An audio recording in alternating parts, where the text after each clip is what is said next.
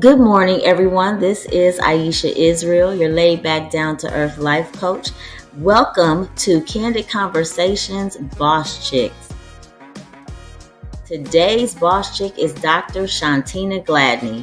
She is the president of Seeking Greatness Global Network. That says it all. She is the coach's coach, a dynamic leader, and I promise you are really going to enjoy today's boss chick interview. So get your pen and paper ready, listen, jot down all that you can. You do not want to miss this. Thank you for being here. Let's get it.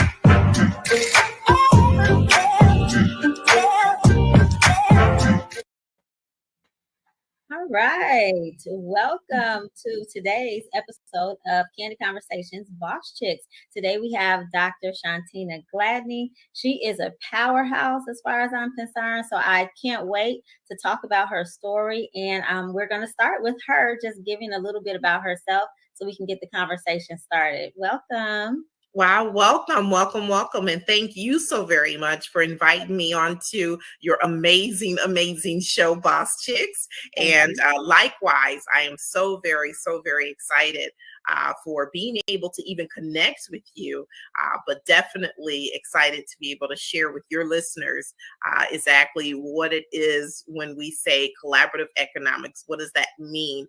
And that has become such a passion of mine, a journey as well as a mission to just make sure that people do understand how the power of collaborative economics can truly change the landscape of your legacy, of your family, as well as even your business. Yes. And so for the people who may not know exactly what is collaborative economics. Wow, indeed. So collaborative economics is basically everyone coming together to lend whatever it is that they have, whether it's the time, the talents, the monetary resources, to be able to achieve a common goal. That's simply collaborative economics. Okay, very well explained. And so you have a book or a class. What do you have going on about collaborative economics so people can get more info? Wow, indeed. So we do have workshops that take place every single week, but also live. We're actually educating and training coaches. So we're certifying individuals to be able to make sure that they truly are taking people through the steps, not just speaking about it or giving you a course and saying, go out and do it. We're saying, let's go do it. And so we've selected an amazing vehicle that we know that everyone they trust. And so we're using that as a measuring tool of how is it that people are applying it to their everyday life without disrupting what it is that they do. So yes, we have an amazing master class in university that really speaks to that positive, thing about collaborative economics. Okay, so I have a question about the master class. Is it ongoing or is there a certain number of classes that you need to take to be ready? Consider, you know what I mean? Ready to do what you got to do.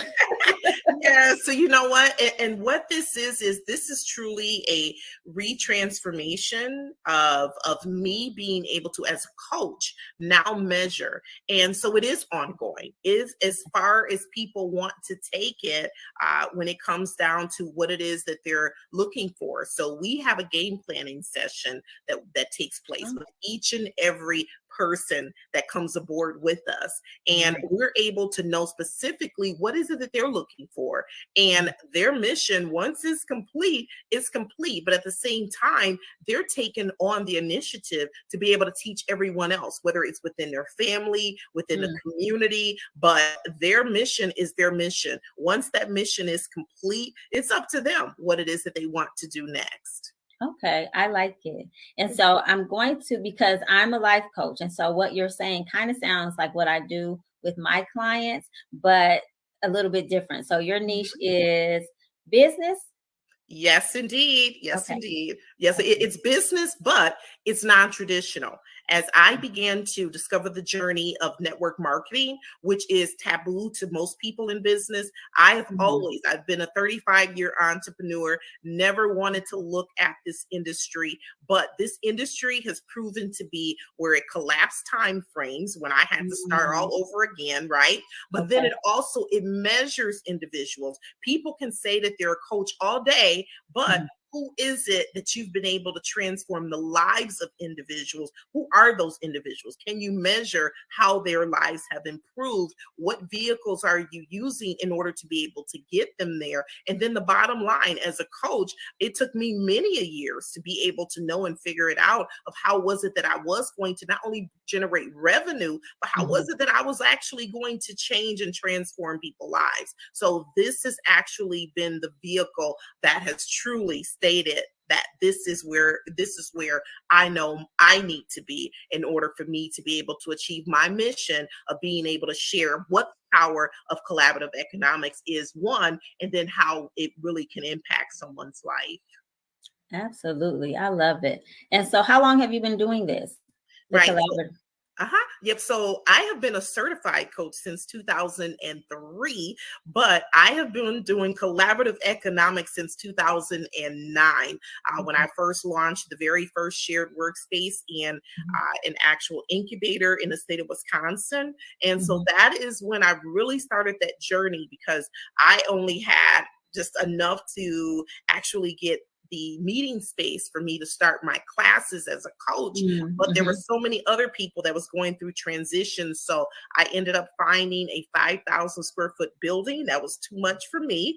But I seen that there were so many others that really needed that workspace. They needed to be able to come together and get the energy for one another. So that is what started that whole collaboration, because one person could put in $100, another person can put in maybe $50, but they have a time and talent that we can utilize. So that's how we began to really define what our roles were within the projects that we were working on collaboratively. But that is how we were able to really start to get that movement of collaborative economics going. That's awesome. And so the amounts that you mentioned are so low. I mean, when you think about starting a business or even investing in a business, like $50, what is, honestly, what can you get for $50 today? Absolutely nothing. Nothing. Like a half of a life coaching session, maybe. Yes. That's amazing. And so, just out of curiosity, is it ever a person that comes and they have zero money, but they have like an amazing talent, or do you coach them into being able to come up with funding? And the reason I ask that is because I was raised by two entrepreneurs, and I've been an entrepreneur since I was 7, and I've always heard like it takes money to make money. So to come to the table with zero was almost never acceptable. So I'm just curious. That's right. And so, you know what? I used to feel the same way. I used to say, you know what? When I got ready to invest, my husband and I, and especially in this here project that we're currently using as the vehicle, we were in a hotel room. And we raised the funds to be able to come up with that. Even though it was $200 at that time, mind you, we was homeless. We were at our ruins low, right? Yeah. But where $200 felt like it was coming up with $2,000 or $20,000 for us at that time. Yeah. And we also thought to ourselves and said, you know what? Guess what? We also know the power of bartering, because we started off with working with individuals that we was teaching how to properly barter with one another. They had great services, they had great products, and so how do you really measure and align up with the proper person? And so, like you were saying, it takes money to make money. People never think about their intellect as monetary means. That's huge. That's something that a lot of people do not measure, or a lot of people try to undervalue someone's intellect. And so when it comes down to that, and I tell people, if you have to invest $200, go find 10 people that believe in you enough to loan you $20, right? Right.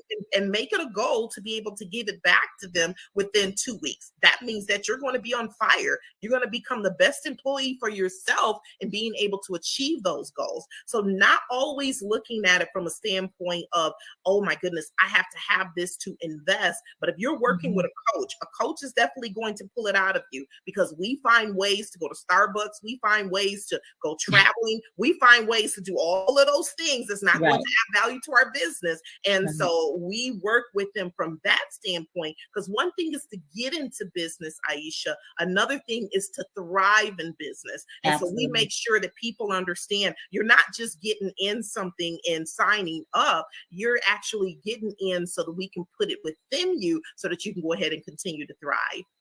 Absolutely. And so I want to be clear. So what is the name of the business? So if somebody wanted to contact you and get more information, or to sign up, as you say, what would they look for? What are they searching for? Right. And so we actually have a initiative called Making a Living While Living. The company that we are using as the vehicle is Planet Marketing. Planet Marketing is the actual marketing arm, in which that is what I am so invested into when it comes down to using that as a market, as a vehicle to be able to make sure that people are making a living while living. Okay, awesome. And yes, I know about Planet Marketing. And so what else was I going to ask you? So you mentioned a building. How large did you say it was? Right. 11,000 square feet. 11,000 square feet. And so what was the vision at the time? Like you said, you didn't have it yourself to get it. So you see this building, or like, how did that come about? Oh, you know what? Okay, I mixed that. Okay, so the one that we have now, which is the collective, that's 11,000 square feet. The building that we had in 2009, that was, so that was 5,000 square feet. So that came about because I was looking for a training space for my coaching company.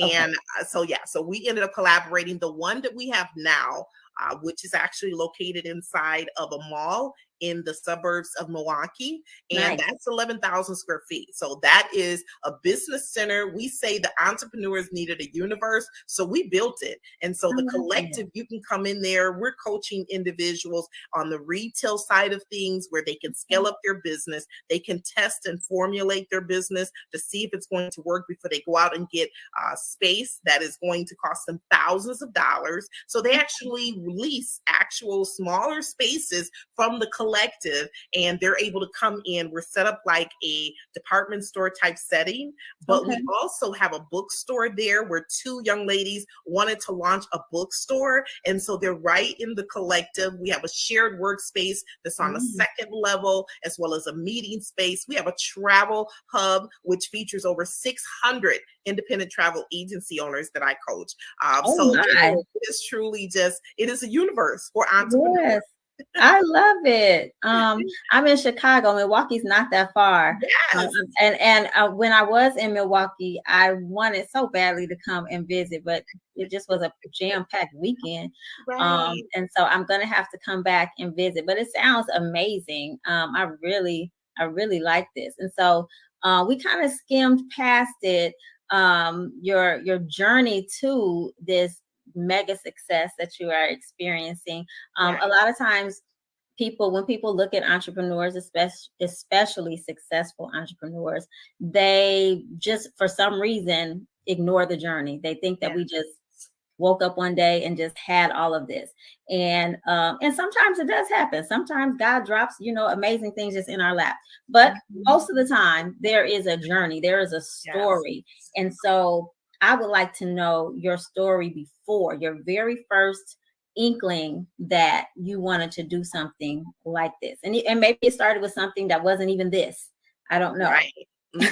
Exactly. You know what? And it is, I have been an entrepreneur since I have been 18 years old. Awesome. And I have also felt like I was on a journey by myself for many years. And I feel as though like I could have been a lot further ahead if I would have had a mentor. It's not like I didn't try to seek out mentors or volunteer for people that I thought were mentors, but people sometimes are not secure in their vision to where they cannot lend that hand up to someone that's trying to come along.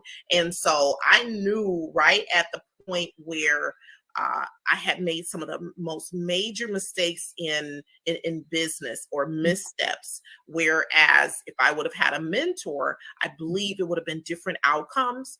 Okay. And I told myself, as I'm coaching individuals, I want to be as transparent as possible, but I also want them to know that they are enough. And they're great in who they are. They need to know that and own it. So that way they can collaborate, genuinely collaborate at the highest level. They shouldn't want for anyone else to lower their swing, but also they need to know where it is that they fit within that collaboration in order to be able to lend that. And so I would say about 2009 is when I really, really committed to that, when I brought 23 entrepreneurs together for a shared workspace. And then I also had a membership-based coaching company where I was able to, when I got certified, they told me I should be charging between $250 to $500 an hour. I'm in the Midwest, Milwaukee, Wisconsin at that. When I came back and I was a certified coach, people were asking me what women's team was I coaching. So they had no clue of what coaching was at that time. So I knew that, there was some work that needed to be done there as well. But I was able to once again be able to say, you know what, there is a way for me to get that $250 to $500 an hour. So I began to do membership-based group coaching. And that is how I was able to really begin to see people on a collaborative level working together. I was able to get the skills from other experts as they came to the different sessions, and we collaborated on our expertise. And I was able to pay them as well during that same process as I was building that up. So at the time that I seen that I think this can work, us all working together, people giving not $500 an hour or $250 an hour, but they're giving $50 an hour, but there's 30 of them, right? Got it. Yeah. That's when I began to say, you know what? It clicked. Everything I did from that day forward, I would not do it without a team. I would not do it without sitting down and saying, how is it that I can leverage, right? I can leverage, and so that was the key thing. Every single thing I enter into is, who is my team? And then how is it that I can leverage my time, my efforts, my resources? Love it. And so it's clear why you are the coach's coach, because I'm sitting here learning right now. So I appreciate all of this. And there was something that I wanted to ask you. I'm like, I'm not going to forget to ask her this. So I'm hearing you. You've said that it's like taboo, right, for network marketing. So how are you able to make network marketing appealing to people? Because I've gone through the same thing. So I've been in several network marketing businesses, because I do understand how business works, right? And so it doesn't scare me. That's how my parents started. But trying to explain it to people, the first thing out of their mouths is, what is this, a pyramid scheme? Yes. And so it's like, it's a pyramid plan. I mean, you know what I mean? There's right. But you know what? But just like with anything, when you read the book of from Middle Class to Millionaires. Not for sure if you ever read that book. That's a great book, everyone. Make sure that you read that book. Leaders Are Truly Readers. That's a bookstore that's also in the collective that's owned by Dion Barnes. But Leaders Are Truly Readers. And the difference between middle class and millionaires, it never resonated with me when I read through that book. And every single time I read that book, is something different that's coming out of me, because I'm getting to different levels. And so when it came down to network marketing, I used to always tell my clients when they came to me for business coaching and they would get to talking about a network marketing company, I'm just being honest here, right? Yes. I used to say, that's a scam. What is okay, I'll take a look at it for you. I'll evaluate the company for you. And I used to tell them it was a scam. But I was able to get around mentors and millionaires to show me how they collapsed time frame. They re-educated themselves. So I learned that I was still confused about money. That's what scam is. Scam is still confused about money. So I began to say, guess what? I need to educate people. If they say, Miss Gladney, I want the same things that you are doing. I've seen how you've came from the ruins and you're building back up. I mean, you're passing people, like record timing. Of course, it's God, first of all, but then second of all, the obedience to him to say, yes, you may be embarrassed first starting off, but guess what? There is, if you're truly doing this and you can share with people and show people. So it wasn't about me and my husband succeeding. It was about the other individuals that we were able to document and say, these are everyday individuals, or these individuals, they work and own companies that's already making 6 or 7 figures. And so they found out that they are going to add something to their portfolio that is going to work for them while they're not working. Every last one of the people, they were able to see that they had given themselves a job as an entrepreneur. And so I discovered that as well. I'm like, okay, wait a minute. When I was challenged, right? When I was challenged with my time a couple different times, when my freedom was taken from me, when I was ill going through cancer, all of those things had me to sit back and say, time is not something anybody can buy. I don't care how wealthy you are. You cannot buy back tomorrow. And so that is when I began to say, you know what? It just needs to be the education. The attraction part of it is by people seeing the evidence. Me coming from being able to just, they say, I know she was homeless. Okay. I know she went through this. I know she went through that. And so if there's anyone that is challenged with how it is that they see their future, or they say, well, you know what? I've been through all of this. I don't believe I can do anything more than just give up on life.